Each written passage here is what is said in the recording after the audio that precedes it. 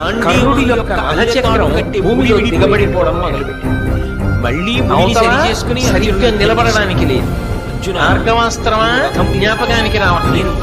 అర్జునుడా బాణ పరంపర కురిపించేస్తున్నాడు. నేను కథలో ఉన్నాను.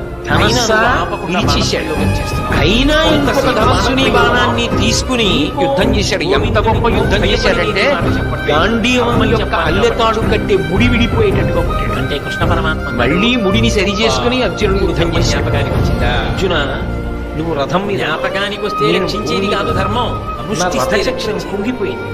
నేను ఇప్పుడు బాణములు వేయలేని స్థితిలో ఉన్నాను. అయినా నువ్వు ఆపకుండా మాట్లాడినప్పుడు కొంతసేపు బాణప్రయోగీదేవిని అవమానించి నీకో గోవిందునికో భయపడి ధర్మం చెప్పాలి కాబట్టి ధర్మం జ్ఞాపకానికి రావాలి. కృష్ణ పరమాత్మ అన్నాడు పాటించనిది ఇప్పుడు ధర్మం జ్ఞాపకానికి వచ్చిందా? ఎక్కడి నుంచి వస్తుంది జ్ఞాపకం?